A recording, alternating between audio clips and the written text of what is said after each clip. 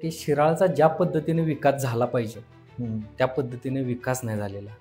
म्हणजे मला असं सांगायचं आहे की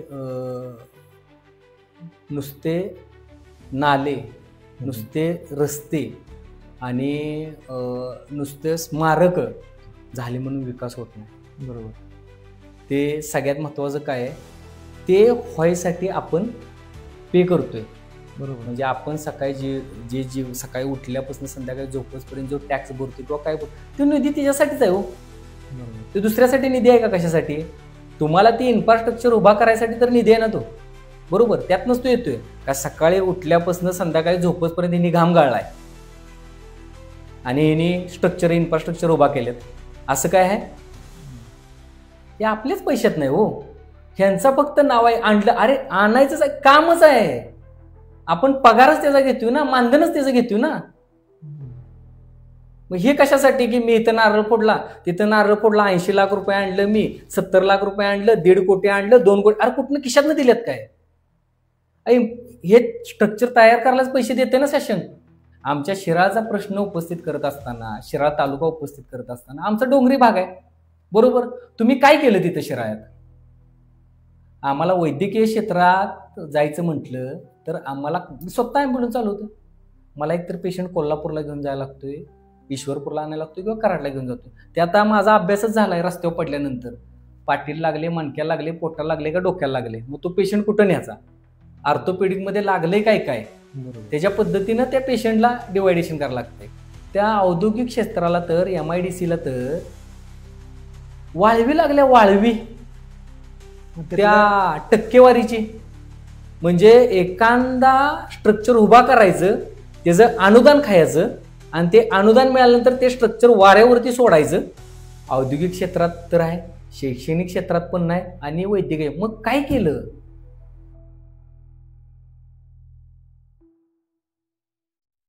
दादा नमस्ते.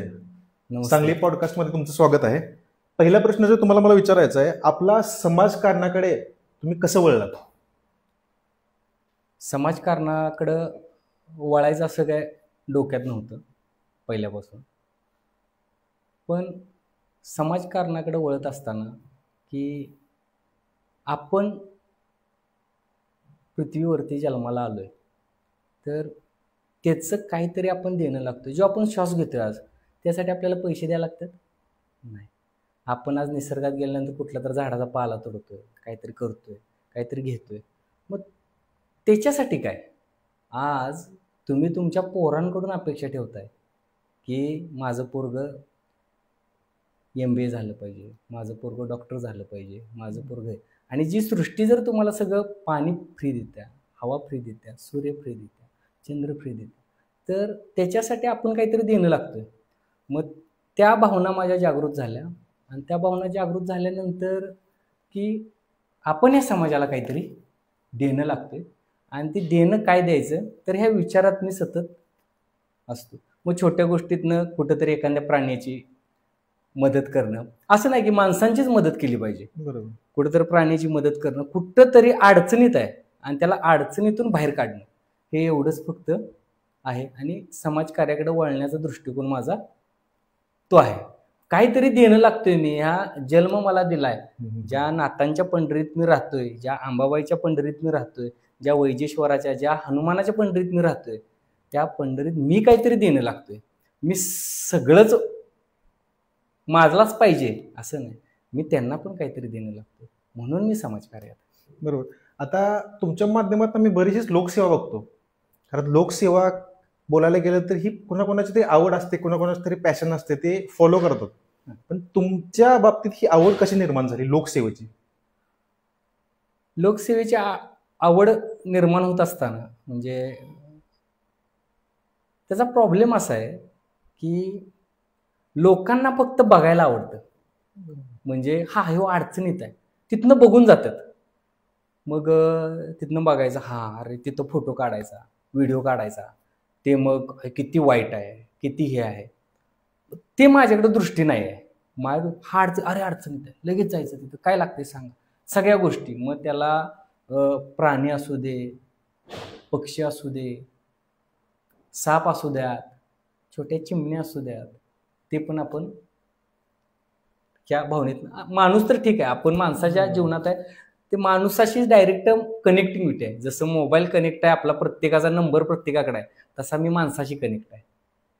अक्षरशः काय काय वेळी असं झालंय की गाढ झोपेत आहे, 12-1 वाजले, पूर्ण गाढ झोपेत आहे आणि अचानक जाग आल्या आणि 1 सेकंदात फोन आलाय की असा असा अपघात झालाय किंवा अशी अशी डिलिव्हरीचा प्रॉब्लेम आहे, सर्जरीला न्यायला लागतं, आपल्याला लगेच जायचं आहे. पुढचा मागचा न विचार करता उठून डायरेक्ट मी त्या कामात, म्हणजे एवढी कनेक्टिव्हिटी माझी. कुणाला तर गरज आहे, माझं नाव काढलंय तिथं, तेही मला जाग येते. जेव्हा आम्ही तुम्हाला फॉलो करतोय तुमच्या माध्यमातून मी बऱ्याच ठिकाणी बघतो की तुमची अँब्युलन्स सेवा ही खूप मोठ्या प्रमाणात चालवली जाते किंवा राबवली जाते. त्या माध्यमातून आतापर्यंत किती लोकांना त्याचा लाभ झालाय? ॲम्ब्युलन्स सेवा सुरू करत असताना स्टार्टिंगला जी आमची टीम आहे प्रहारची, मग त्या प्रहारचे टीम, सामाजिक सेवक आणि त्या ह्याच्यातनं ते ॲम्ब्युलन्स आपण सुरू केली. सुरू केल्यानंतर आम्हाला वाटलं नव्हतं की डायरेक्ट कोविड येईल. म्हणजे आमच्या हातात 19 फेब्रुवारी 2020 साली गाडी आली ॲम्ब्युलन्स, आणि ॲम्ब्युलन्स आल्यानंतर आम्हाला सेवा करायची माहिती आहे, फक्त पेशंट इकडं न्यायचा तिकडं न्यायचा एवढाच विषय, त्याच्या व्यतिरिक्त दुसरं काय नाही. आणि 22 मार्चला लॉकडाऊन पडला. बरोबर. एवढी अवस्था माणसांची बेकार झाली की त्यामध्ये अक्षरशः माणूस पिळून निघाला. मग 2020चं कोविड असेल, 2021चा कोविड असेल, त्यामध्ये जवळजवळ 1500 ते 1600 पेशंट आपण नेले. त्यामध्ये 127 किंवा 126च्या आसपास काहीतरी डेटा असेल, त्या बॉड्यांना धन दिलं.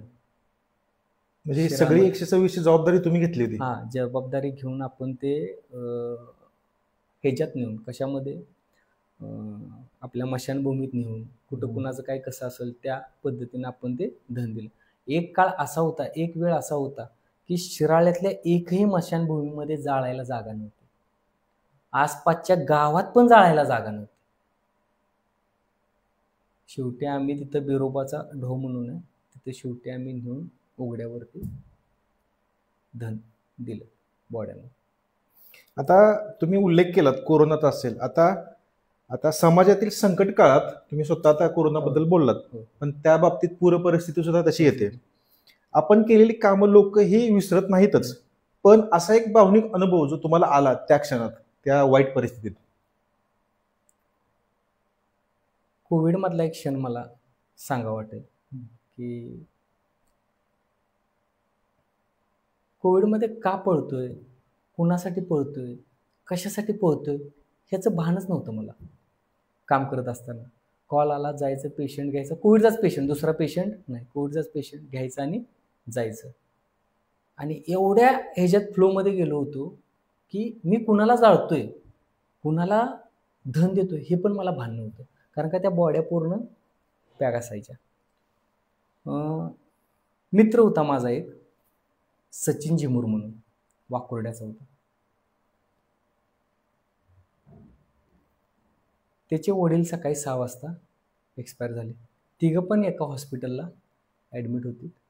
आणि वडिलांना 6 वाजता धन दिलं आणि घरी आलो. कुणाला धन दिले माहीत नाही. बॉडी घेतली, बॉडी घेऊन गेलो, सही करायची तिथं, बॉडी घेताना जायचं, त्याला धन द्यायचं आणि तिथून मागे यायचं. आल्यानंतर 6 वाजता किंवा 7 वाजता, 7-8च्या दरम्यान त्याच दिवशी, की मुलगा आणि आई एक्सपायर झाले. त्याच दिवशी भयानक परिस्थिती. अख्खं कुटुंब जाग्यावरती बसलं. त्या बॉड्या नेऊन धन दिला. कोण आहे माहित नाही, धन हे पण माहित नाही की ते आई वडील बरोबर आहेत, आणि ते धन दिलं. दुसऱ्या दिवशी सकाळी पूर्ण गाढ झोपेत, 6-7 वाजता, रात्री पेशंट नेला असतील इकडं तिकडं, त्यामुळे गाढ झोपेत होतो. सकाळी उठल्यानंतर मला पेपर घ्यायची सवय आहे. म्हणजे पेपर हातात आला की दारात असतो पेपर, बरोबर, उठले तिथंच पेपर होता. पेपर घेतला आणि पेपरचं पेज उघडलं. बहुतेक पहिल्याच पेजला हॅलो सांगलीला किंवा पहिल्या पेजवरती ते अशी चौकोनात बातमी होती की एकाच घरातली एका वेळी एक्सपायर झाली. ठीक आहे, मला माहित होतं. तुम्ही काल धंदेल शहराची बातमी होती, वाकुर्ड्याची झुमर म्हणून. आणि जसं सचिनचं नाव ऐकलं, अंगाच्या तळापासून डोक्यापर्यंत अशी चिनाले डोळ्यात पाणी. त्याच्या आईने मला यात्रेनिमित्त जेवायला वाढलं होतं आणि शिराळ्यात आल्यानंतर तो शिराळच्या तळीच्या कोपऱ्यावरती उतरायचा. तो BCS ला होता. विनायक शिंदे आणि ते दोघं माझ्यापेक्षा थोडा 2-3 वर्षांना मोठा, पण मीही कॉलेजला ईश्वरपूरला होतो. आणि येताना काय असायचं की माझ्याकडे 2 व्हीलर असायची आणि तो तिथं उतरायचा. तो दिव्यांग होता पायाने, ओके. हां. दोन्ही पायांनी तो दिव्यांग होता. आणि तो यायचा, भेटला की मुंबईला जॉबला होता, चांगला जॉब IT सेक्टरमध्ये जॉब लागला होता. मिसेस मुंबईलाच होती, सगळं तिकडे छान चाललं होतं. आणि तळीच्या कोपऱ्यावरून खाली चालत येणार, विनायकला भेटणार, आम्ही 2 व्हीलर घेणार आणि कॉलेजला तो BCS ला त्याला सोडणार आणि मी माझ्या शुगरटेकला कॉलेजला जाणार. आणि ते क्षण आठवायला चालू झालं लगेच की किती जवळीक आपली, बोलायचं, बोलणं. ते दादाच्या बरोबर आम्ही जायचो, फिरायचो, सगळं आठवून. ह्या एका कुटुंबाला आपण एका वेळी धन दिल्या आणि एका दिवशी धन दिले असं ज्यावेळी समजलं, त्यावेळी मनातनं त्याची लहान पोरं होती 2, ते 2 पोरं आहेत त्याला, बहुत म्हणजे 2, हे काय माहीत नाही, पण एवढं वाईट मला कधीच वाटलं नाही. म्हणजे एका कुटुंबावरती कोविडनं पूर्ण घाला. बरोबर. सांगताना पण डोळ्यात पाणी येते. कोविडचं क्षण जर सांगायचं म्हटलं तर भरपूर आहेत. त्याच्यामध्ये अजून एक असा अनुभव होता माझा की एक रात्री 9 वाजता कॉल आला मला, काल रात्री वारलाय घरात, कोविड, पूर्ण लॉकडाऊन आहे, पूर्ण म्हणजे कोणी कोणाच्या घरात जात नाही. बरोबर. आणि त्या गावचं नाव घेत नाही मी, त्या गल्लीत गेलो बॉडी न्यायला. अखंड गल्लीनं त्या कडेपासून त्या कडेपर्यंत कुलूप लावले होते, म्हणजे कड्या लावल्या होत्या, कोणी बाहेर आलं नाही. बॉडीपाशी गेल्यानंतर समजलं की बॉडी पूर्ण ताटल्या आणि पूर्ण बॉडीचा वास होता. त्यांचा मुलगा बाहेर होता, तो यायला 12-13 तास का 14 तास त्याला लागले. आणि ती बॉडी मी आणि तिथे एक हे होता, सूरज हेल्पर होता, ती घेऊन स्मशानभूमीत गेलो. 5 जण इथले. त्या गावचा शेवटी पोलीस पाटील आणि सरपंच आला बरं का, कोणी ना म्हटल्यावरती. ते लांबच, म्हणजे थोडीशी त्यांनी मदत केली, ते मान्य करतो. आणि आम्ही दोघंच होतो आणि ती बॉडी त्या मुलानंच स्वतः धन दिली. परत धन दिल्यानंतर कोणी थांबायला तयार नाही. आम्ही त्या बॉडीपाशी रात्री 4 वाजेपर्यंत स्मशानभूमीत बसलो होतो. ते जळताना बघत होतो आणि तो सगळा जवळना अनुभव घेतला 2 वर्ष, म्हणजे पूर्ण जवळना अनुभव. म्हणजे माणूस म्हणजे काय आहे आणि त्याला काय पाहिजे हे सगळं बघितलं. त्यामुळं इच्छा, म्हणजे ते जे मगाशी सांगितलं की देणं काहीतरी लागतंय, जाताना देऊन जायचं, म्हणून आपल्याला द्यायचं. आता सगळ्यात महत्त्वाचं म्हणजे आता थोडंसं राजकारणाकडे वळूयात आपण. प्रहार जनशक्ती ह्या पक्षात प्रवेश करण्यामागचा तुमचा उद्देश काय होता? उद्देश असा ठाम होता की 2011-12 साली आमचे सख्खे चुलते होते, त्यांना ब्लड कॅन्सर झाला होता. त्यावेळी त्यांना आपण इथून मुंबईला घेऊन गेलो होतो. त्यावेळी आवर्जून नाव घेऊ वाटत, कारण का आमचे दैवत आहेत शिवाजीराव देशमुख साहेब.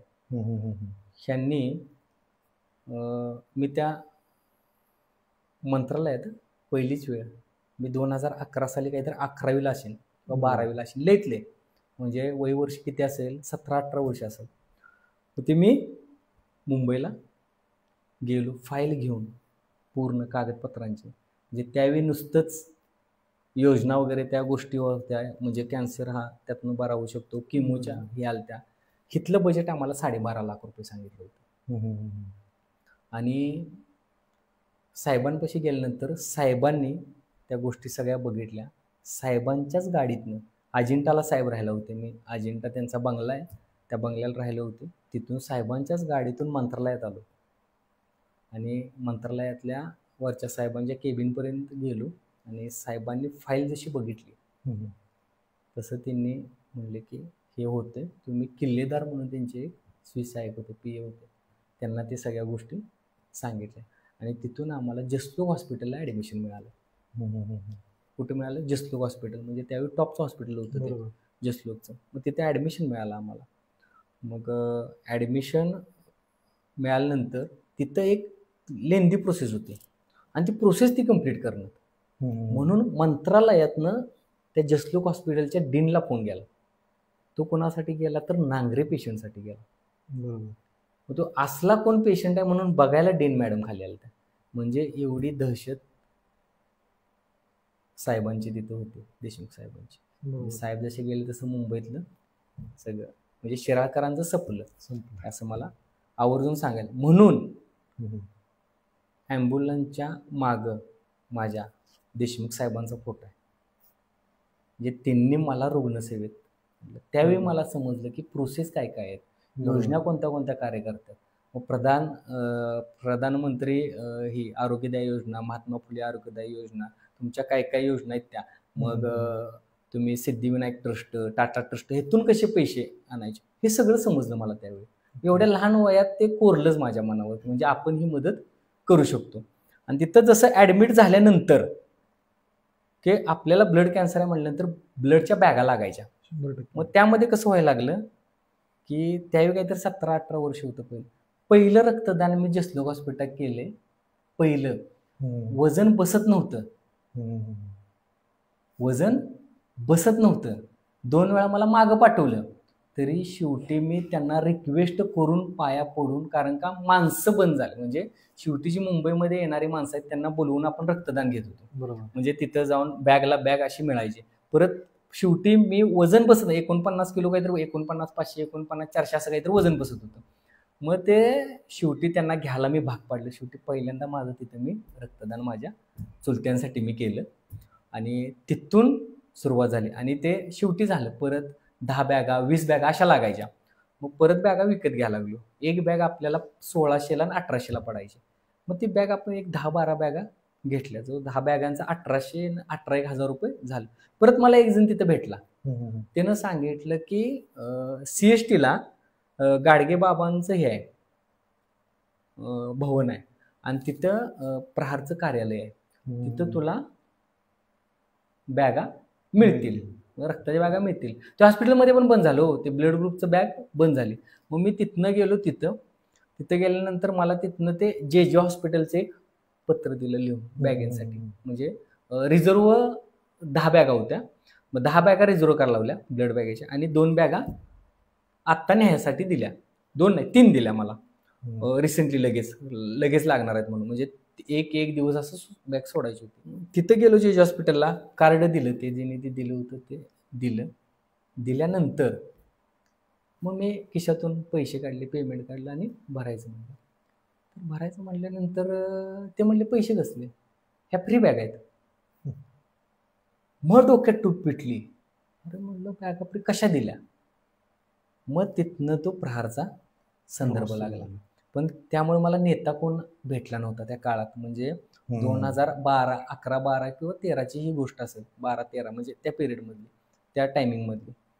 मग त्या गोष्टी झाल्या आणि घराकडे आलो. ते विसरलो. 12वीची परीक्षा दिली, ग्रॅज्युएशनला ॲडमिशन, 1 वर्ष लेट झालो. भरतीचा काळ होता, इंडियन आर्मीचं पण प्रॅक्टिस करत होतो, क्लार्कला उतरत होतो मी इंडियन आर्मीच्या. मग ते प्रॅक्टिस चालू होतं. मग 1 वर्ष लेट झालं, BSc शुगरटेकला ॲडमिशन घेतलं. आणि ॲडमिशन घेतल्यानंतर 2015 साली संपर्कात आलो इथल्या म्हणजे बऱ्यापैकी माणसांच्या. तसं संपर्कात मी होतो. म्हणजे राजकीय थोडीशी पार्श्वभूमी आणि सामाजिक दोन्ही काम करतो, पण टॅग कोणाचा नव्हता. स्वतःच्या जीवावरती मी काम करत होतो. मग लक्षात आलं की 2016-17च्या दरम्यान बच्चू कडू साहेब कोल्हापूरच्या दौऱ्यावरती आहेत. मग कोल्हापूरच्या दौऱ्यावरती असताना मला कॉन्टॅक्ट झाला त्या टीमचा सगळ्या, म्हणजे प्रहारमध्ये जी दिव्यांग क्रांती टीम काम करत होती त्या टीमचा फोन झाला आणि त्यांनी मला बोलवून घेतलं.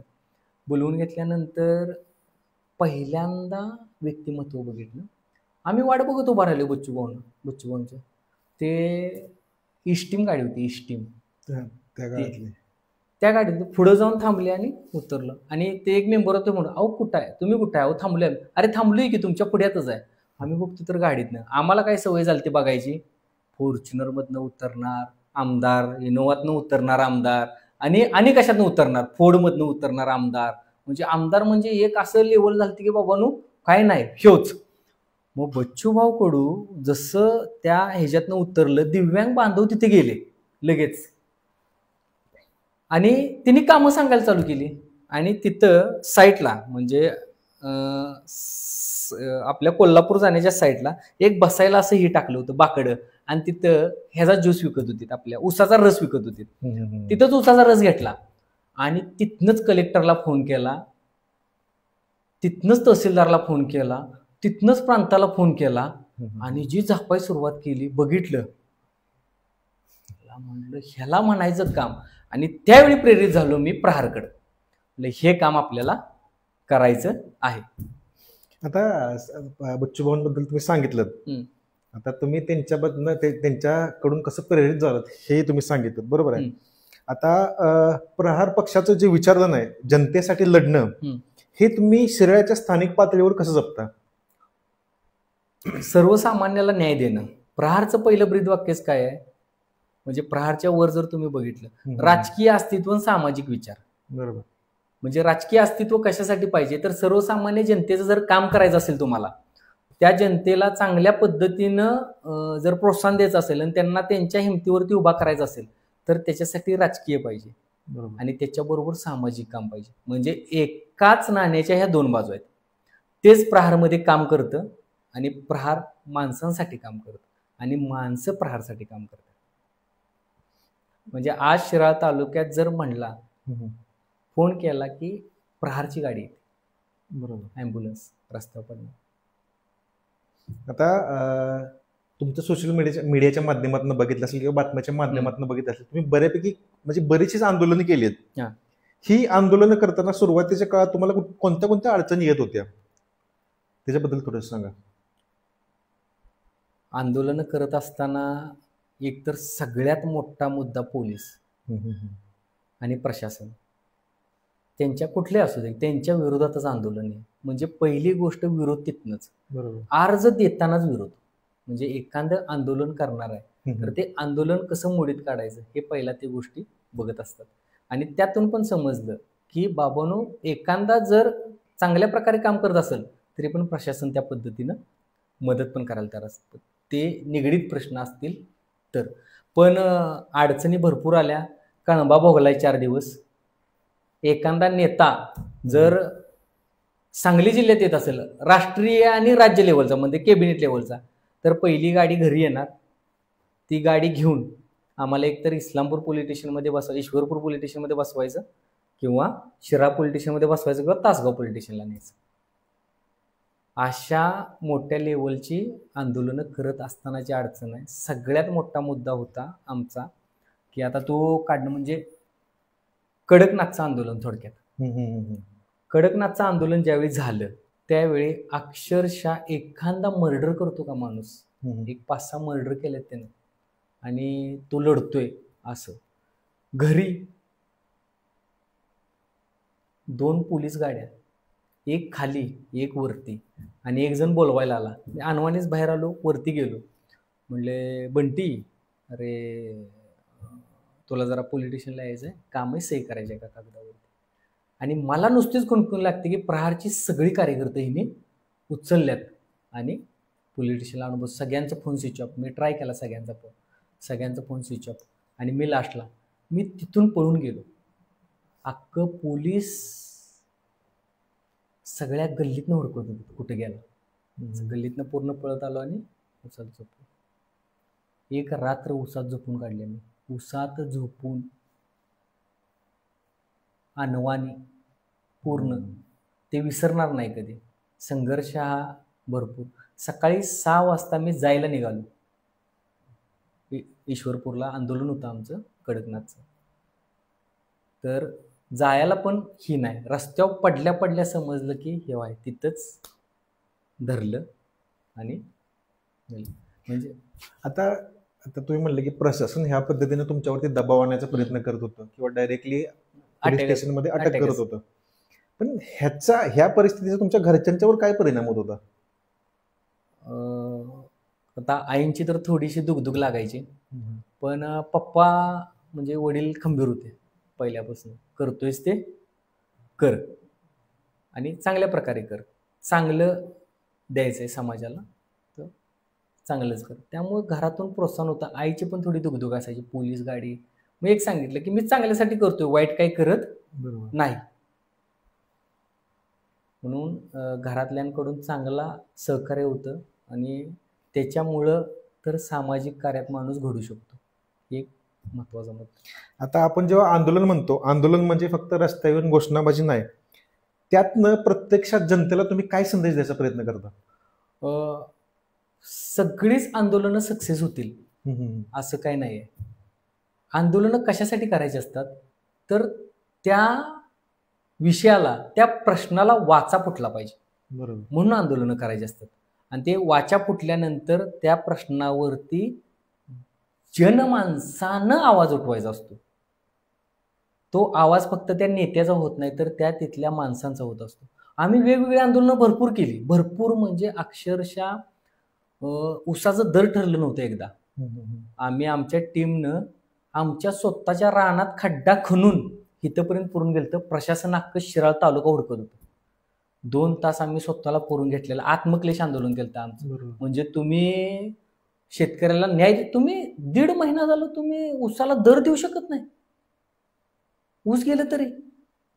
त्यावेळी दर आत्मक्लेश केला. म्हणजे मी माझ्या रानात पुरून घेऊन, आमच्या टीमनं पुरून घेऊन, दिग्विजय पाटील असू दे, रायसिंग पाटील असू दे, अजिंक्य असू दे, ओंकार वडुटे असू द्या, या सगळ्यांनी स्वतःला पुरून घेतलं इथंपर्यंत. तुम्ही एकदा पुरून घ्या, समजल प्रशासनानं. कधी हृदय बंद पडेल सांगू शकत नाही. हृदयाचं ठोकं आमचं वाढायला लागलेलं पूर्ण. तवा लेखी घेतलं की एका दिवसात हा निर्णय घेणार आणि एका दिवसात निर्णय झाला. अख्ख्या मीडियानं तो मुद्दा उचलून धरलेला, एबीपी सगळ्यांनी, TV9 वगैरे सगळी जी न्यूज चॅनल होते त्यांचं सहकार्य लय मोठं लाभलं त्या गोष्टीमुळे. अजून एक आंदोलन झालं आमचं, घोडा आंदोलन. ते पेट नाका ते आपल्या ह्याच्यापर्यंत घोडा चालवून कलेक्टरला आम्ही पत्र दिलं होतं की आम्हाला रस्त्यावरती घोडा पळवायला परमिशन द्या, गाड्या आमच्या चालायच्या बंद झाल्यात. अख्ख्या म्हणजे भारतातल्या न्यूज चॅनलने तिची दखल घेतलेली आणि शेवटी त्या दखलीचं ह्याचं उदाहरण आहे. कुठलं? जे पेट नाका ते सांगली रोड झालाय का, तो त्याच्यानंतर झालाय. म्हणजे जे घोडा आंदोलन झालं तेव्हा. बरोबर. आता तुम्ही बरेचदा तुमचा सोशल मीडियाच्या माध्यमातून मी बघतो, शेतकरी असतील, विद्यार्थी असतील किंवा आरोग्य सेवेशी निगडीत तुम्ही आवाज उठवलाय, बरोबर आहे. मग ह्यातील कोणता विषय ज्यांनी तुमच्या मनाला सर्वाधिक भिडलेला विषय आहे ह्या सगळ्या संदर्भातलं आंदोलनाच्या माध्यमातून? आंदोलनाच्या माध्यमातून विद्यार्थ्यांचा एसटी सेवा. कारण का वाईट परिस्थिती अशी आहे की जसं कोविड संपल्यानंतर एसटीला पडती कळायला लागली पूर्ण. म्हणजे सांगायचं म्हटलं तर पूर्ण शिराळा डेपो हा बंद पडायच्या अवस्थेत होता.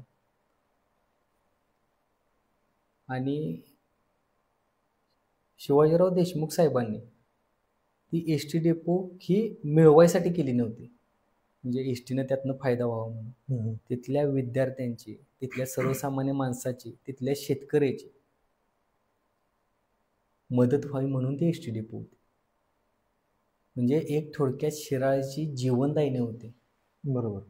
व दुधाच्या किटल्या यायच्या त्यातनं मुलांचं, म्हणजे गावाकडे शिराळ म्हणजे तालुक्याच्या ठिकाणी राहणाऱ्या माणसांसाठी, डबे याचं पोरांसाठी.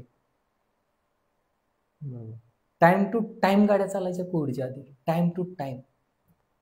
100 काहीतरी 125 गाड्या होत्या आणि माणसं पण त्या पद्धतीनं काम करत होते. म्हणजे जे स्टाफ असेल, कंडक्टर असतील, ड्रायव्हर असतील, स्वतःचे. आणि तो विषय कळकळीचा का तर माझे वडील कंडक्टर होते, त्यामुळे मला माहीत होतं की त्यातली अडचण काय झाली पुढं. वडील रिटायर झाले, कोविड नंतर रिटायर झाले. त्यानंतर पूर्णच पडती कळा लागली त्यांना एसटी डेपोला. आता एसट्या सोडायला नाहीत, अक्षरशः रात्री जाऊन भांडावं लागते अधिकाऱ्यांच्या बरोबर सोडा म्हणून. हे लेडीज मुले येतात 8वी 8वी 9वी 9वी 10वीच्या 6-6 7 तासाचा क्लास सुटतो, 8-8 वाजेपर्यंत त्या स्टँडवरती. काय झालं तर कोण जबाबदार आहे? बरोबर. म्हणून ते एसटी डेपोचं आंदोलन त्यासाठी आम्ही सगळ्या टीमनं मिळून प्रवासी संघ म्हणून स्थापन केला आणि त्या माध्यमातून ते आंदोलन करत असतो आम्ही. आता सध्याची परिस्थिती बघता, आता काही दिवसापूर्वी आमसभा झाली, मला वाटते 8-10 वर्षानंतर पहिली आमसभा ही आता घडली. त्याच्यात आता तुम्ही जे एसटी सांगितलं, मला वाटतं आता 40च्या वरती काहीतरी 48 बस सेवा आता काहीतरी सुरू आहेत. फक्त 48? काय होणार 48 न? त्याच्यासाठी काय आता पुढं काय, त्याच्यासाठी काय करता? आता तुम्ही म्हणला आमसभा झाली, ही आमसभा महिन्याला व्हायला पाहिजे. बरोबर. आमसभा 8 वर्षांनी झाली, पहिली आमसभा पण झाली होती. त्यावेळी भाजपची सत्ता, बीजेपीची सत्ता होती आणि शिवाजीराव नाईक साहेब आमदार होते. त्यावेळी आमसभा झाली. त्याच्यानंतर 10 वर्षानंतर ही आमसभा झाली. आता पुढचा प्रश्न माझा त्याच्याशी निगडीतच आहे. आता शिराळा मतदारसंघामध्ये सध्याचे आमदार आणि माजी आमदार यांच्या कामगिरीबद्दल तुमचं काय मत आणि काय व्यक्त कराल त्या संदर्भात? आता त्यामध्ये मला असं म्हणायचं आहे की शिराळचा ज्या पद्धतीने विकास झाला पाहिजे त्या पद्धतीने विकास नाही झालेला. म्हणजे मला असं सांगायचं आहे की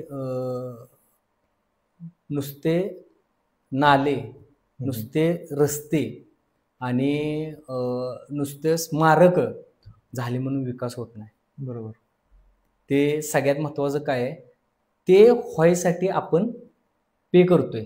बरोबर. म्हणजे आपण सकाळी जे सकाळी उठल्यापासून संध्याकाळी झोपसपर्यंत जो टॅक्स भरतोय किंवा काय तो निधी त्याच्यासाठीच आहे हो. बरोबर. तो दुसऱ्यासाठी निधी आहे का? कशासाठी? तुम्हाला ती इन्फ्रास्ट्रक्चर उभा करायसाठी तर निधी आहे ना तो. बरोबर. त्यातनंच तो येतोय का? सकाळी उठल्यापासून संध्याकाळी झोपसपर्यंत यांनी घाम गाळलाय आणि यांनी इन्फ्रास्ट्रक्चर उभा केलेत. असं काय आहे? हे आपलेच पैशात नाही हो, ह्यांचा फक्त नाव आहे. आणलं, अरे आणायचंच आहे, कामच आहे. आपण पगारच त्याचा घेतोय ना, मानधनच त्याचं घेतोय ना. मग हे कशासाठी की मी इथं नारळ फोडला, तिथं नारळ फोडला, 80 लाख रुपये आणलं, मी 70 लाख रुपये आणलं, 1.5 कोटी आणलं, 2 कोटी. अरे कुठनं खिशातनं दिलेत काय? हे स्ट्रक्चर तयार करायलाच पैसे देते ना शासन. मग आज माझा समजा टूथपेस्ट घेतली असेल मी 10 रुपयाची असेल किंवा 15 रुपयाची असेल किंवा 20 रुपयाची असेल थोडक्यात, तर ते मी त्यातलं 2 रुपये किंवा 3 रुपये मी माझं कशासाठी जाणार आहेत? त्यासाठी डायरेक्ट लांब राहू दे. त्यासाठी पेट्रोल डायरेक्ट निधी देतोय ना आपण ह्याच्यात. बरोबर. म्हणजे जे काय डेव्हलपमेंट करायचं त्यासाठी देतोय ना आपण. मग हे मीच आणलं, हे कशासाठी? तुम्ही ते सोडून काय केले समाजासाठी? आमच्या शिराळचा प्रश्न उपस्थित करत असताना, शिराळ तालुका उपस्थित करत असताना, आमचा डोंगरी भाग आहे. बरोबर. तुम्ही काय केलं तिथं शिराळ्यात? आम्हाला वैद्यकीय क्षेत्रात जायचं म्हटलं तर आम्हाला स्वतः ॲम्ब्युलन्स चालवतो. मला एकतर पेशंट कोल्हापूरला घेऊन जायला लागतोय, ईश्वरपूरला आणायला लागतोय किंवा कराडला घेऊन जातोय. ते आता माझा अभ्यासच झालाय. रस्त्यावर पडल्यानंतर पाठीला लागले, मणक्याला लागले, पोटाला लागले का डोक्याला लागले, मग तो पेशंट कुठं न्यायचा? ऑर्थोपेडिक मध्ये लागले काय काय, त्याच्या पद्धतीनं त्या पेशंटला डिवायडेशन करायला लागतंय. जिथं मांडीला लागले तिथं हृदयाच्या हॉस्पिटलला नेऊन चालत नाही ना. तिथं बघायला लागते ना काय करायला लागते. मग वैद्यकीय सेवा असू दे, शैक्षणिक सेवा असू दे किंवा तुमचं औद्योगिक क्षेत्र, त्या औद्योगिक क्षेत्राला तर MIDCला तर वाळवी लागल्या, वाळवी त्या टक्केवारीची. म्हणजे एखादा स्ट्रक्चर उभा करायचं, त्याचं अनुदान खायचं आणि ते अनुदान मिळाल्यानंतर ते स्ट्रक्चर वाऱ्यावरती सोडायचं आणि काम करायचं. म्हणजे तुम्ही अनुदान लाटायसाठी MIDC उभा केली का? MIDCचा असा पण प्रॉब्लेम आहे काय मोठा, मी जाणून घेतला आता, की कारखाने येऊ नयेत आणि आलेल्या कारखान्यात पगार जास्त देऊ नये म्हणून एक यंत्रणा काम करते. ते आपल्याला बेसिक पगार ठेवलाय ना शासनानं, की तिथपर्यंतच बेसिक, त्याच्या खाली देऊ शकत नाही तुम्ही. त्याच्या निम्मा पण पगार नाही बेसिकच्या. काय करायचं त्या कामगारांनी? कसं आयुष्य जगायचं? ते तिथं राबून घरातून 2-2 म्हसरं सांभाळलेत, तिने जनावर सांभाळलेत. जगायसाठी धडपड करतात. मग MIDC NH4 जवळच आहे ना आपल्याला, किती लांब आहे? 14 किलोमीटर तरी आहे, 13 किलोमीटरच आहे, 12 किलोमीटरच आहे. आपल्याला वाटेगावात पण रोड आहे direct, Kasegaon Wategaon highway direct येतो MIDC. इकडं शिराळवरून पण MIDC जातो रोड, पण डेव्हलपमेंट का नाही? हे कारण आहे. औद्योगिक क्षेत्रात तर आहे, शैक्षणिक क्षेत्रात पण नाही, आणि वैद्यकीय. मग काय केलं तुम्ही? नाला केला, रस्ता केला, आणि स्मारक उभा. मी स्मारकाला विरोध नाही माझा, पण स्मारक म्हणजे मनातल्या गोष्टी आहेत. स्मारक उभा केली म्हणून 4 माणसांची घरं नाही चालणार आहेत.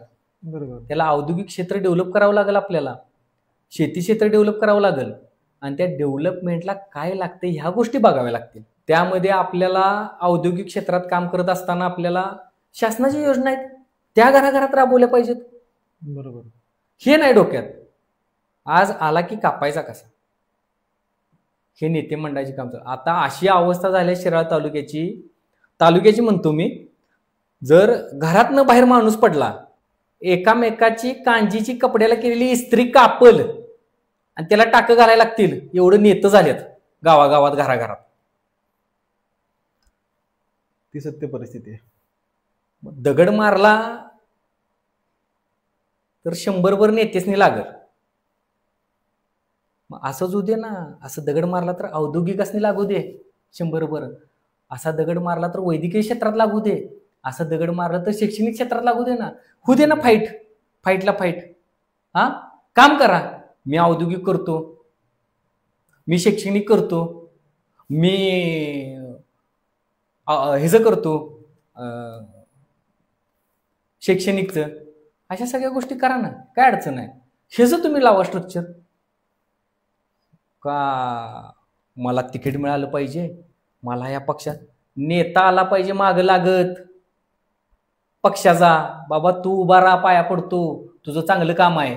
हे तर उलट आहे, नेत्याच्या मागं जायला लागतंय पाया पडायला, चाटायला, की मला तिकीट द्या, मला तिकीट द्या, माझं काम आहे, माझं काम आहे. अरे कशाला सांगायला लागते काम? तुला दिसलं पाहिजे ना काम समाजात. समाज का पक्षातनं का पाहिजे? ताकद मिळत्या, ती माणसं वापरायला मिळतात, त्यासाठी पक्षातनं तिकीट पाहिजे. ह्यांना बिना पक्षाची उभा करा बघू. बरोबर. हे रिझन बिना पक्षाची उभा करा, बघूया कुणाची ताकद किती आहे, कोण किती ताकदीनं लढतोय. बरोबर. चला आम्ही बी अपक्ष येतो, पुढनं पण अपक्ष येऊ देत सगळी. किती जण आहेत या येणारे, बघूया. शड्डू मारूनच आहे मी पण. किती काम करायचं आहे, स्ट्रक्चर आहे, 10 वर्षाचं स्ट्रक्चर ठेवले डोक्यात या, की आपल्याला काय करायचंय 10 वर्षात. शिराळासाठी, गावासाठी काय करायचंय आणि तालुक्यासाठी काय करायचंय. बरोबर. आता तुम्ही या सगळ्या गोष्टी सांगितल्यात, म्हणजे रस्ता झाला म्हणजे प्रगती नाही, गटर झालं म्हणजे प्रगती नाही. प्रगतीची खरी व्याख्या काय आहे?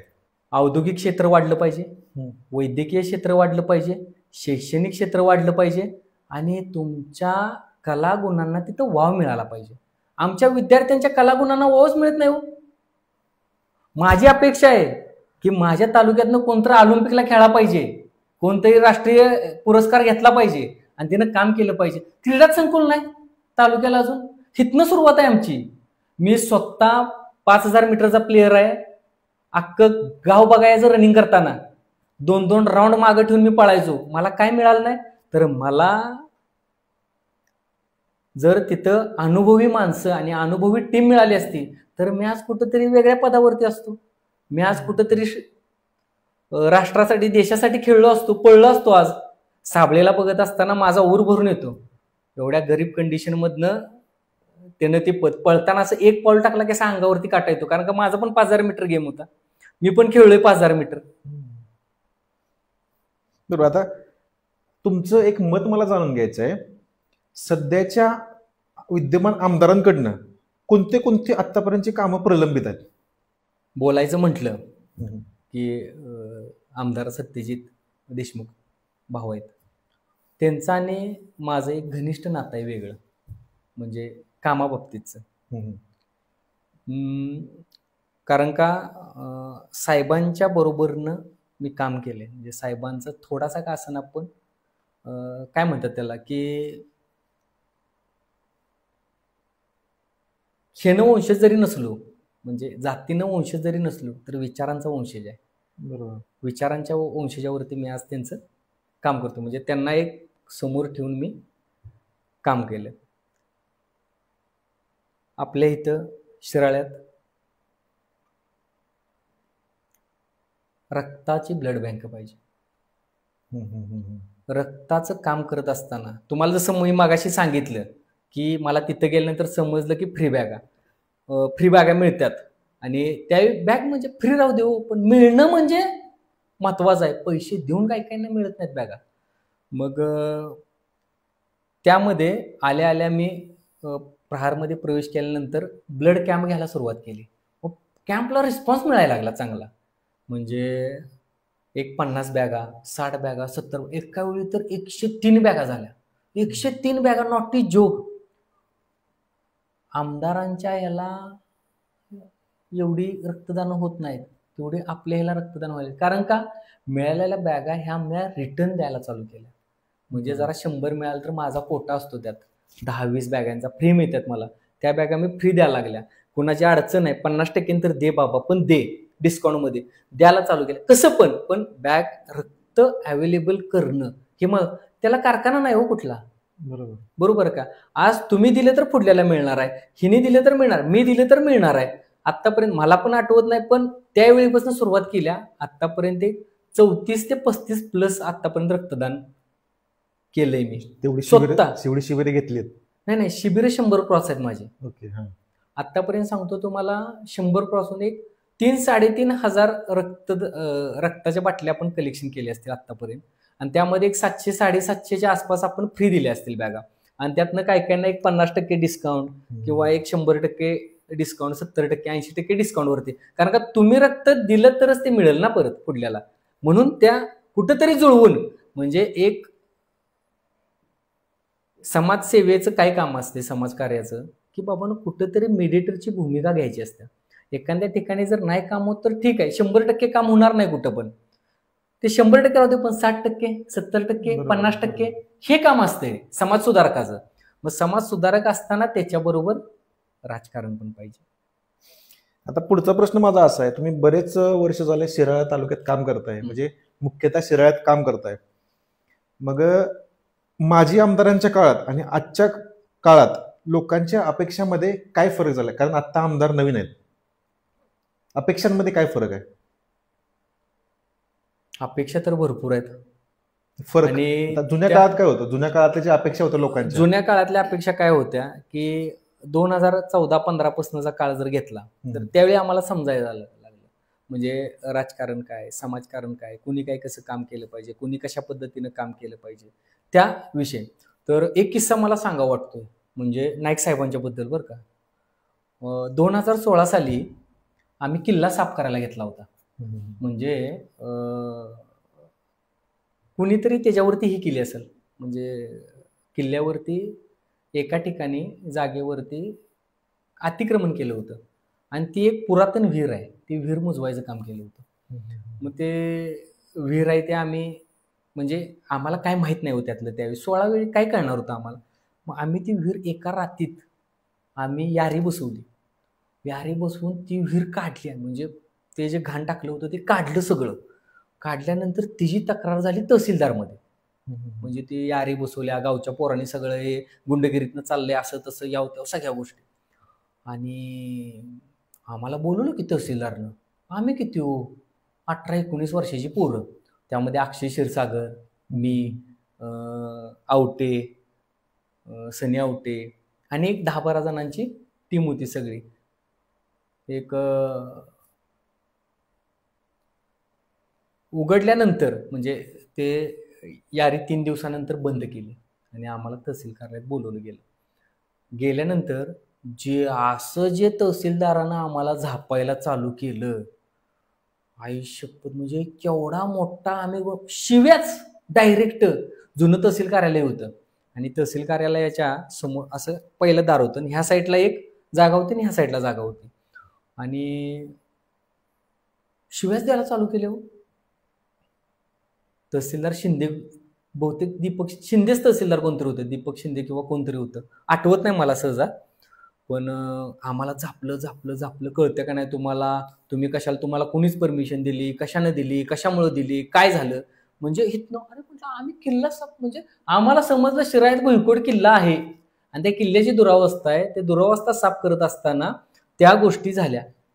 तेव्हा 2016 साली ज्यावेळी हातात घेतलं, आत्ता त्या इथं जवळजवळ 1.5 कोटी रुपये स्मारकासाठी निधी पडलाय. म्हणजे किल्ल्याचं राजकारण झालं परत. बरोबर. म्हणजे त्या राजकारणात त्या किल्ल्याचं स्मारकासाठी निधी पडला, ते सगळ्या गोष्टी झाल्या.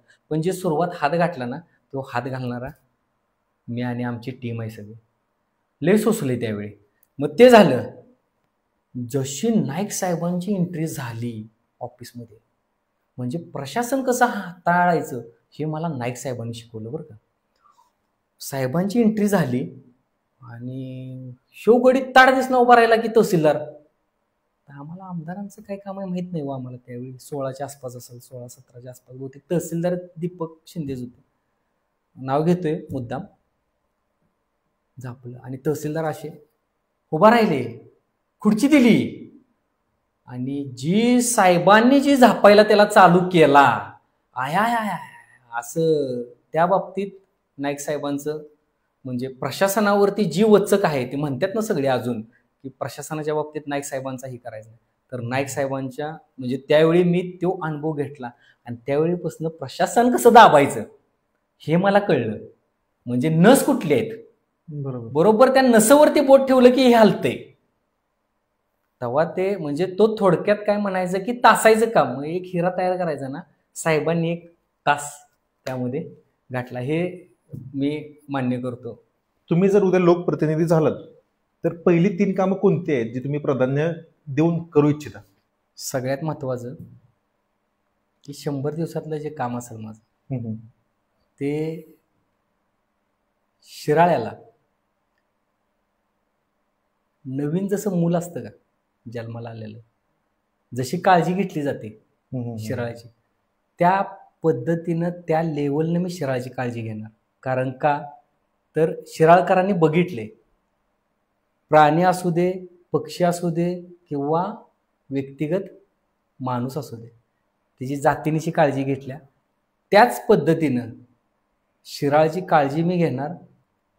त्या टोकापासनं जे शेवटच्या टोकापर्यंत काय लागत असेल ते सगळं मी करायला तयार आहे. आणि बंधनकारक आहे, म्हणजे असं काही नाही आहे. कारण का जे मला दान देणार आहेत का नाही, जे मताचं दान आहे, त्या एका दानासाठी मी माझा प्राण पण द्यायला तयार आहे. आता पुढचं आहे शिराळ्याचा विचार करता आपण, त्याच्यामध्ये उद्योग, रोजगार, शिक्षण आणि आरोग्य ह्या क्षेत्रात आजच्या वेळेला काही सुधारणा गरजेचं आहेत काय? 100% गरजेचं आहे. कोणत्या आहेत त्या? आरोग्य क्षेत्रातलं सांगायचं म्हटलं तर जिल्हा उपजिल्हा केंद्र जे आहे आपले शिराळ्यात, त्या केंद्राची चांगल्या प्रकारे सुखसुविधा मिळाल्या पाहिजेत. फक्त बेसिक नाही, लाली पावडर केलं गेलं, पण चांगल्या पद्धतीनं हे लोकप्रतिनिधींनी करणं गरजेचं आहे. आणि ते मी करू शकतो आणि ते मी स्वतः केलंय. थोडक्यात एक छोटंसं उदाहरण देतो की ज्यावेळी उपजिल्हा रुग्णालय झाला त्याच वेळी एक डेड बॉडी फ्रीजर म्हणून मंजूर झाला होता आणि तो फ्रीजर अजून आज तागायत बसवला नव्हता. ते माझ्या निदर्शनास कसं आलं की आमच्या पाहुण्यांच्यातलीच एक वारल्यानंतर त्यांना तिथे एक रात्र ठेवण्यात आलं. म्हणजे बंद आहे ते कसं समजलं सांगतो, रात्र ठेवण्यात आलं आणि त्या ह्याला मुंग्या लागल्या सगळ्या बॉडीला पूर्ण, आणि डोळ्याला ते मुंग्या लागल्या आणि ते खाल्लं मुंग्यांनी. ती जशी अवस्था बघितल्यानंतर माझ्या तळपायाच्या मस्तकात गेली. सामाजिक काम आहे ते, आपलं कर्तव्य आहे. लोकप्रतिनिधी कशाला पाहिजे, त्याच गोष्टीला पाहिजे ना लोकप्रतिनिधी. बरोबर. मग ते बघितल्यानंतर पहिला निवेदन हे तहसीलदार मॅडमला दिलं, वैद्यकीय क्षेत्रात दिलं, पोलीस स्टेशनला दिलं. 15 दिवसाच्या आत जर डेड बॉडी फ्रीजर जर बसला नाही तर डेड बॉडी घेऊन मी तहसीलदारच्या कार्यालयात येणार आणि कार्यालयाच्या पायरीवरती ठेवणार. प्रशासन पूर्ण जागं झालं.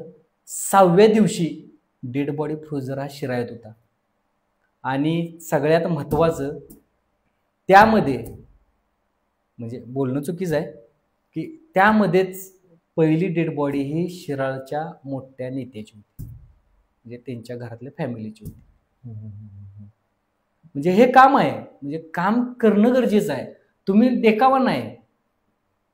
बरोबर. आता तुमच्या बाबतीत जर विचार केलं तर तुमच्या मागे बराचसाच युवा जोडलेला आहे.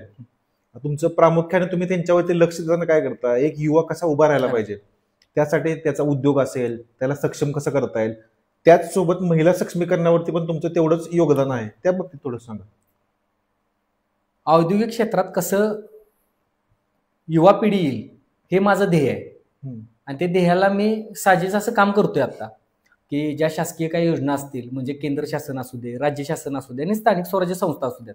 म्हणजे थोडक्यात तुम्हाला सांगायचं म्हटलं, ग्रामपंचायत, नगरपंचायत, त्याच्यानंतर जिल्हा परिषद, पंचायत समिती आणि जिल्ह्याच्या लेवलला काय असतील त्या, म्हणजे कृषीमधल्या काय असतील, राज्य लेवलच्या म्हणजे अण्णासाहेब पाटील, तुमचे CME-GP, CME-FME, ह्या जवळजवळ 60-70 योजना केंद्र शासनाच्या, PME-GP, तुमच्या नाबार्ड, NHB, काय काय काय काय नॅशनलच्या असतील त्या योजना, आणि इंटरनॅशनल पण आहेत. ह्या कशा माझ्या तालुक्यात मला राबवता येतील ह्याला प्रामुख्याने, त्या राबतील तर माणसं उभा राहतील. 2 उद्योग आले तर 4 माणसं कामाला लागतील ना. बरोबर. मग त्यासाठी राबत असताना छोट्या छोट्याशा गोष्टीवरती मी लक्ष देतोय. मग आज कोण जनावरं घेत असेल, कोण छोटासा प्रोडक्शन क्षेत्र करत असेल, आणि कोण सेवा क्षेत्र करत असेल, तर ह्या तिन्ही गोष्टीवरती तर व्यवसाय डिपेंड आहे. शेतीपूरक व्यवसाय, प्रोडक्शन म्हणजे निर्मिती क्षेत्र, आणि सेवा क्षेत्र म्हणजे सर्व्हिस क्षेत्र. या 3 गोष्टी ज्यावेळी आपल्या स्टँडर्ड पद्धतीने आपण तयार करतोय आपल्या सिस्टीममध्ये, आपल्या तालुक्याच्या ठिकाणी, तर आपण औद्योगिकरण जास्त होते. नोकऱ्या तर आता सरकारी आहेत का, नाही राहिल्या, आहेत त्या थोड्या आहेत. मग त्यासाठी लढणारे किती आहेत तो पण विचार केला. मीच त्यातलं एक छोटंसं उदाहरण आहे. बरोबर. म्हणून युवा पिढींना उभा करत असताना छोट्या छोट्याशा गावागावांमध्ये मी शिबिरं घेतलीत. त्या शिबिरांच्या माध्यमातून त्यांना उभा करायचा प्रयत्न केला. महिलांना सक्षमीकरण कसं करत असताना आम्ही एक छोटंसं एक रोपटं लावायचा प्रयत्न केला. म्हणजे महिला सक्षमीकरण करताना त्यांना काय काय बाजू शिकवल्या पाहिजेत ह्याच्यासाठी पण बरेच आम्ही उभा केला, उपक्रम राबवले. पण आजचा काळ आहे तो इलेक्शनचा काळ आहे. आता बरेच गोष्टी आपण अशा अनुभवतो की जसं इलेक्शन येते तसे नेते दिसायला लागतात, पण हे नेते पूर्वी कधीच बघितलेले नसतात. बरोबर आहे. अशा घटना घडत आहेत, स्वतः शिराळ्यात बघितल्यात, त्या बाबतीत तुमचं काय मत आहे? गेली 10 वर्ष राबत असताना मला असा एक अनुभव आलाय की तो अनुभव मला सांगणं गरजेचं आहे. की तोच नेता मला फोन करून काय म्हणतो माहितीये का, अरे बंटी माझा माणूस आहे बरं का, व्यवस्थित नाही. आणि त्या माणसाला सांगताना काय करायचं, बंटी बाहेर निघालेला बरं का, मी त्याला थांबवलाय, काय ॲम्ब्युलन्स सेवेसाठी थांबवलाय, बघ विचार कर. ह्यांचं काम काय, फोन लावलं पण फील्डवरती नाही. मोठेपणा पाहिजे. मोठेपणा पाहिजे असेल तर तुम्हाला त्या ग्राउंडनं खाली उतरावं लागेल, माणसांच्या तळागाळात जावं लागेल, त्यांची अडचणी काय आहेत ह्या बघावं लागेल. तुम्ही काय वरच्या लेवलनं म्हणजे वर पाहिजे. मला नेत्यानं नेत्यानं कधी विचारलं पाहिजे, आम्हाला आज नेता विचारतोय ना, आमचा नेता स्वतः आम्हाला फोन करतो, बच्चू कडू, आम्ही स्वतः बच्चू म्हणू शकतो त्याला, एवढं तिने आम्हाला जवळीक ठेवले. हृदयस्थान आहे आमचं काम करत असताना, कारण का जातीनिशी काम करतो, कामाला देव मानले आम्ही. एखाद्याचं पुढणं जर आडणाऱ्याचं काही काम असलं, म्हणजे त्याला वैद्यकीय सेवा काय लागत असली, आम्ही त्याच्यात देव बघतोय, त्याला नतमस्तक होतोय आणि आम्ही काम करतोय. आम्हाला त्याच्याकडनं अपेक्षा नाही, त्याच्याकडनं पैसे आलं पाहिजे आम्हाला नाही, काय दिल ते घेतो. रात्री जर पडलेला पेशंट असला, सांगलीला न्यायचंय, कोल्हापूरला न्यायचंय, तुझी किती अपेक्षा आहे द्यायची, 500 आहेत, 1000 आहेत, 2000 आहेत, ते जेवढं देतोय ते घ्यायचं, मी खिशात टाकायचं आणि यायचं. सेवा आहे. बरोबर. हे काम मी जसं अर्जुनाला कृष्णाला जसं सारथीचं काम केलं, तसं मी ह्या ज्या घटक जो आहे, म्हणजे जो खरोखर त्याला गरज आहे त्याचा सारथी व्हायचं काम मी करणार आहे. जसं कृष्णानं काम केलं त्याच पद्धतीनं. असं आहे. आता तुमच्या बाबतीतलं एक वाक्य आहे, म्हणजे जनसेवा हेच धर्म, हे ब्रीद वाक्य आहे. हे तुम्ही कसं पाळता? हे तुमच्या बाबतीतलं बरेच वेळा ऐकलेलं ब्रीद वाक्य आहे, जनसेवा हेच धर्म. जनसेवा नुसतं म्हणजे माणसांची नाही, हम्म. म्हणजे एखाद्या वेळी कसं असतंय की सेवा करत असताना एखाद्या झाडाचा पण त्रास मला वाटतो, कधी त्या झाडाला त्रास होतो. आम्ही एक मोहीम राबवली होती की जेवढे झाडांना खिळं मारून जे स्टिकर लावल्यात, बॅनर लावल्यात, ते बॅनर सगळी काढायची मोहीम अख्ख्या तालुकाभर राबवली होती. आणि त्याचा एवढा भारी प्रतिसाद मिळाला. काय काय बॅनर काढत असताना त्याच्या मागं पूर्ण वाळवी लागली होती झाडाच्या. ते बॅनर निघाल्यानंतर त्याला श्वास घेता आला झाडाला, तेवढ्या बाबतीतला.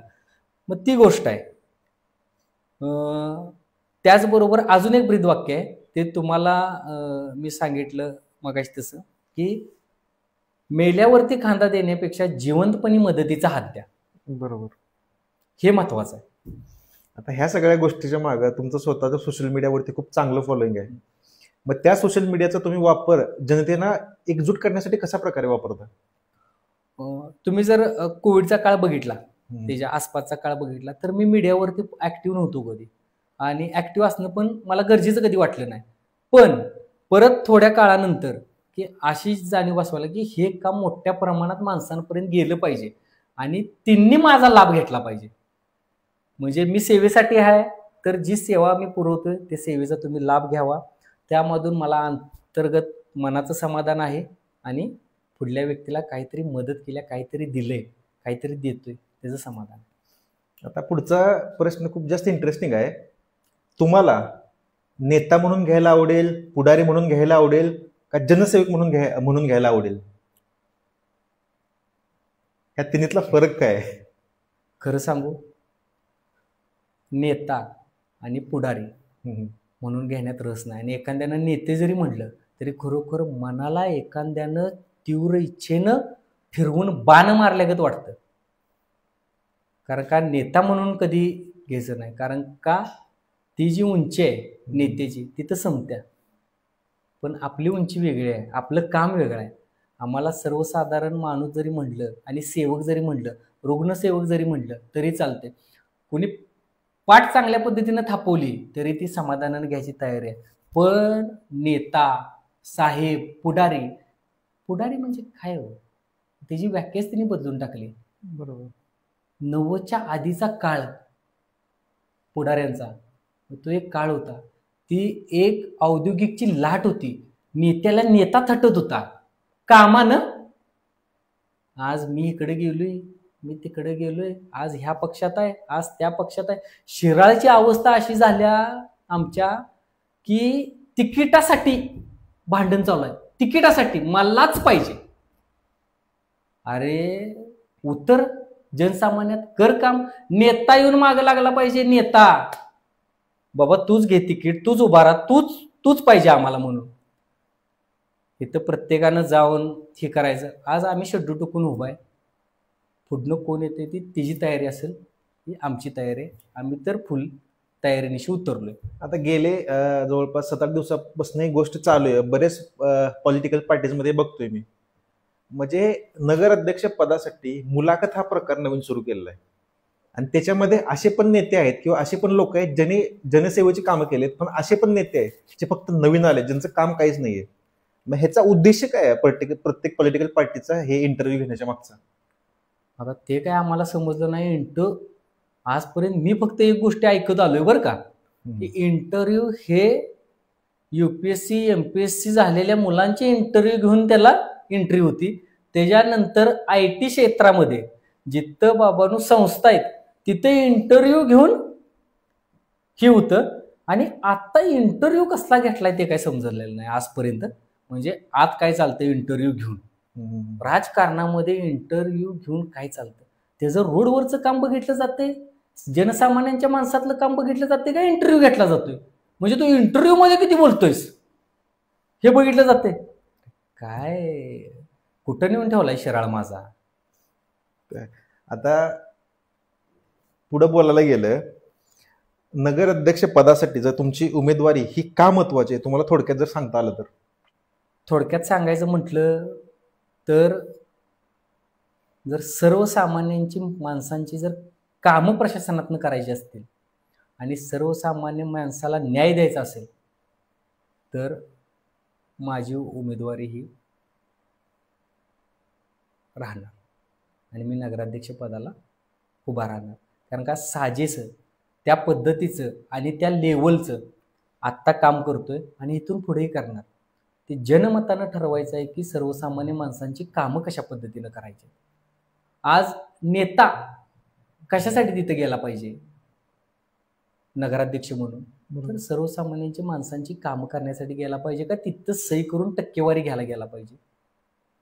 आज तुम्हाला सांगतो, उदाहरण एक देतो छोटंसं, की एक डॉक्टर आहेत, त्यांना अनधिकृत बिल्डिंग आहे म्हणून घोषित केलं, अनधिकृत बिल्डिंग आहे म्हणून, आणि त्यांना नोटीस पाठवली. त्यामध्ये एका नेत्यानं कमिशन घेऊन, तिथला कोण जे अधिकारी असेल त्या दोघांनी कमिशन घेऊन त्याला बसवलं. त्यावेळी तो जर भेटला असता तर आम्ही त्या गोष्टी थांबवल्या असत्या. मग 190 अनधिकृत बांधकाम आहेत, अडचण येते ना प्रत्येकानं. नगरपंचायत झाली, त्याच्या आधीची ग्रामपंचायत होती, ग्रामपंचायतमध्ये झाली असतील, त्या गोष्टी समजून घेतल्या पाहिजेत. पण तसं नाही, इथनं काढायचंच आपल्याला, मिळवायचं. त्यांच्या नरड्यावरती पाय ठेवून, अहो जे स्वच्छ साफसफाई करणारे कामगार आहेत का नाही, त्यांना त्यांच्याकडं कमिशन खात्यात नेता म्हणून. अरे लाज वाटली पाहिजे नेता म्हणून घ्यायची. अरे सकाळी 6 वाजता राबायला येते ती दारात लोटायला, त्याच्यासाठी 3-3, 4-4 महिने पगार नाही त्यांचं. काय करणार त्यांनी? प्रत्येकानं कोणी मोबाईल घेतलेला असतो मुलाला घेऊन शिक्षणासाठी, ह्याच्यावरती त्याचा हप्ता नाही, ते बुडवायला आमच्याकडं. मग तुम्ही नेतं म्हणून कशाला घेताय हो? काय गरज आहे तिची? घेऊ नका ना. जर कमिशनच काय तर एजंट म्हणून बसा की. तुमच्या प्रचाराचा मुख्य मुद्दा तुम्ही आता सांगितलं, बरोबर आहे, पण ह्याच्यापेक्षा वेगळ्या पद्धतीने जर आपल्याला शिराळ्याकडे जायचं झालं तर ते मुद्दे कोणकोणते असतील? जे मगाशी बोललोच मी, औद्योगिक, वैद्यकीय, तुमचं शैक्षणिक क्षेत्रात शिराळा माग आहे. ह्या गोष्टी ज्यावेळी तयार होतील त्यावेळी शिराळ्यातला व्यक्ती हा बाहेर जायचा विचार करणार नाही. आता आसपासची जर शहरं बघितली, आपले ईश्वरपूर जवळ आहे, 15-20 किलोमीटरवरती आहे. पलीकडे 30-35 किलोमीटरवरती कराड आहे. तिथनं अलीकडं आमच्या 18-20 किलोमीटरवरती वारणानगर आहे. तिथनं पुढंच पलीकडल्या साईडला आमची शेडगेवाडी आहे. शेडगेवाडीची डेव्हलपमेंट, शेडगेवाडीची बाजारपेठ बघितली तर शिराळ एवढी बाजारपेठ झाली शेडगेवाडीची, आणि शिराळ आम्ही तिथंच आहे. का तिथं आहे? काय रिझन आहे? व्यापाऱ्यांच्या अडचणी ती समजूनच घेणार. काय अडचणी आहेत? फक्त मतासाठी यांचा वापर करून घ्यायचा, हेच त्यांना पण समजत नाही की आपला कशासाठी वापर चाललाय. फक्त मतासाठी. काय नाही, तुमची बेरीज आहे, एक जातीचं समीकरण आहे. म्हणजे ह्या जातीचं एवढं मतदान, ह्या जातीचं एवढं मतदान, ह्या व्यवसाय करणाऱ्यांचं एवढं मतदान, ह्या व्यापार करणाऱ्यांचं एवढं मतदान. मतदानासाठी तुम्हाला वेगवेगळे ठेवले. म्हणजे तुमचा हिरवा झेंडा, तुमचा निळा झेंडा, तुमचा भगवा झेंडा, तुमचा पिवळा झेंडा, पांढरा झेंडा, ह्याच्यासाठीच वापर केलाय. तुम्ही कधी तिरंग्याचा विचार केलाय? नाही. एका छताखाली आणायचा प्रयत्नच नाही केला. तुम्ही आज त्यात म्हणजे ही करायला लागलाय, फूट पाडायला लागलाय. आज तेच आहे, ते थांबवायचं आहे. ते सामाजिक काम आपल्याला उभा करायचं आहे. ते सगळ्यांना एकत्रित घ्यायचं आहे. त्या प्रत्येकाला काय लागतंय, काय नाही, कोणत्या जबाबदाऱ्या घेता येतात, त्या जबाबदाऱ्या प्रत्येकाला द्यायचं आहे. मग ते आध्यात्मिक असू दे, औद्योगिक असू दे, आणि कोणत्याही गोष्टी असू देत. शिराळचा विकास होणं गरजेचं आहे. आता महत्वाचं ह्या नेत्यांना बोलवायचं आणि ऐतिहासिक विचारायचं काय आहे शिराळ्यात. शिराळच्या तोरणा नदीमध्ये जिथून स्टार्ट होतं सतीचा वडा ते नाथाच्या मंदिरपर्यंत 26 ते 27 आड आहेत, पुरातन आड आहेत. बरोबर. त्याची पाण्याचा स्वतःचा स्रोत आहे शिराळ्याला. शिराळ्याला नाथांची पंढरी म्हटलं जातंय. नाथांनी हिमालयात नाही तपस्या केली, शहरात तपस्या केवढी मोठी आहे साधना आहे नाथांच्यात. अंबाबाईचं मंदिर आहे, आई अंबाबाईचं. 11 मारुतींपैकी मारुतीचं मंदिर आहे. वैजयंतीमणी शहरात पडला होता, त्याचं वैजेश्वराचं मंदिर आहे. पुरातन 800, 900, हजारो वर्षापूर्वीचे मंदिर आहेत. तुळजाभवानीचं मंदिर आहे. कधी तुम्ही बघणार आहे त्यांच्याकडं? ते धूळ खात पडल्यात. ते तर आड तर पूर्ण मुजवून टाकलं काय काही नाही. त्याच्यावरती म्हणजे काय म्हणतात त्याला, पूर्ण पाणी. पूर जरी आला, मी जाऊन स्वतः बघितली ते, पूर जरी आला तरी त्या पाण्यातलं खडूळ पाणी होत नाही, शुद्ध पाणी असते. म्हणजे हे स्ट्रक्चर हे डेव्हलप करायचं आहे आपल्याला. म्हणजे शिराळा त्या लेवलनं मला न्यायचं आहे. आणि शिराळा म्हणजे म्हटलं पाहिजे मंदिरांचं देवालय, तुमच्या औद्योगिकचं देवालय, वैद्यकीय देवालय, शैक्षणिक देवालय, ह्या सगळ्या गोष्टी सगळ्यांना एक संगतीनं घेऊन मला जायचं आहे. आता सोशल मीडियावरती बऱ्याच वेळ आपण बघतो, आता टीकांबद्दल आपण बोलतोय की एखादा सण आला की नेता दिसतो, एखादा कार्यक्रम आला की नेता दिसतो, एखादा इलेक्शन आला की नेता दिसतो. पण तुमच्या बाबतीत ज्या लोक टीका करतात त्या संदर्भात थोडं सांगा. म्हणजे टीका म्हणजे काय माहित आहे की ह्यो चालणारच नाही, ह्याला एक गट्टा मतदान कसं पडणार. अरे म्हणजे तुम्ही सामाजिक काम करणाऱ्या कार्यकर्त्याला तुच्छ लागते. काय काय कार्यक्रमाला गेल्यानंतर हेटकलं जातं, जाणवतं मनात, अनुभव आहेत तेवढं, दिसतं की बाबांनो साईटला ढकललंय, सगळ्या गोष्टी म्हणजे त्यातनं बाजूला केले, मान दिला जात नाही, अपमान केला जातो काय काय ठिकाणी. पण ते सगळं पचवलंय मी आणि त्यातनं त्या पैलूतनं तयार झालोय. कितीही त्रास द्या, किती काय करा, एकटा शड्डू मारून तयार असणाऱ्या शिराळ्यातनं. सगळी यंत्रणा कामाला लावायची तिकडं, माझी यंत्रणा मी कामाला लावतो इकडं. कारण का काम केले, जातीनिशी माणसांसाठी उभा राहिलोय. रात्री 12 वाजता कोणी फोन करू दे, 1 वाजता फोन करू दे, त्यासाठी मी माझी स्वतः ॲम्ब्युलन्स घेऊन रात्री 2-2 वाजता, किती 1 तासाभरात येऊ दे, मी तिथनं मी आलोय. एक म्हणजे वाईट वाटते की मिसीच्या एका पडत्या काळात मी तिथं नव्हतो. म्हणजे थोडक्यात एक 2.5 महिन्याचं बाळ माझं ते पोटात दुखायला लागलं घरी. आणि मला एक फोन आला की साप चावलाय आणि त्याला आपल्याला फास्ट नाही लागते, त्याला रक्ताच्या उलट्या व्हायला लागल्या.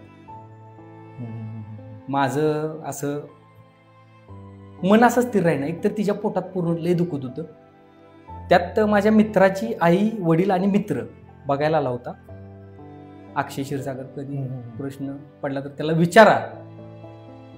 अक्षयला म्हटलं 108 नाही आहे, मला गेलं पाहिजे, तू थांबतोस का घरात थोडा वेळ. मी एकदम गेलो, गाडी 2 व्हीलर काढली, गेलो त्या. जाऊ नका, माझा हात धरलाय त्याने, जाऊ नका, तुमची गरज आहे. जायला कोण नाही रे, जायला कोण नाही, त्याला सांगतो. तरी पण मी त्यातनं मन राहून आहो. डॉक्टरांचा फोन आला, काहीतरी चावलंय त्याला, बाईट झालाय, त्याला कोल्हापूरला नेणं लय गरजेचं आहे. काहीतरी वय वर्ष 23, 24, 25 असेल मुलाचं. आणि मी गेलो, म्हणजे मन राहून नाही, मी गेलो. कारण का रुग्णसेवा हीच ईश्वर सेवा, ते ब्रीदवाक्य ठेवलं होतं. जर मी गेलो नाही, त्या जर मुलाचं बरं वाईट काय झालं तर मला फोन आलाय त्या भावनेनं. गाडी काढली, फास्ट गेलो, बघितलं गाडीत घेतानाच त्यानं रक्ताची उलटी केली. तसंच गाडीत घेतलं, पूर्ण फास्टपणे गेलो, पोचलो. अक्षयचा एक मधी 2 वेळा मला फोन आला, बंटी अरे कुठे आहेस. म्हटलं गाडी चालवतोय, पेशंटला फास्ट निघाला. बरोबर ठीक आहे, परत फोन कर, थांबले, फोन कर. फोन ठेवला आणि हॉस्पिटलमध्ये त्याला ॲडमिट केलं. सगळी यंत्रणा तिथली लावली. कुठली? CPRची. तिथं काय लागणार आहे, साप कुठला आहे ते पण. शिराळ्यात जरी काय चावलं असलं तरी मला बोलवलं जाते तिथं की बाबा काय चावलंय बघ, म्हणजे नाक चावलाय, घोणस काय. थोडासा अनुभव आहे, थोडासा, पूर्ण नाही पण थोडासा का आहे. मग त्या पद्धतीनं जाणवलं की घोणच चावलं होतं, उलट्या चालू झाल्या. मग त्यांना सांगितलं असं असं आहे, असं असं आहे, असं असं. आणि अक्षयला फोन केला. अक्षयला फोन मी, म्हणजे मला तिने दवाखान्यात नेलंय काही माहीत नाही. मी फोन केला, अक्षयने उचलला फोन. अरे काय आहे का, दुखायचं कमी आलं का? नाही बंटी, बाळ खाली झाले, ते एक्सपायर झाले. मी स्तब्ध झालो एकदम. कारण का सगळ्यात पडता काळ तो असतो. त्यावेळेस मी माझ्या बायकोजवळ गेलो.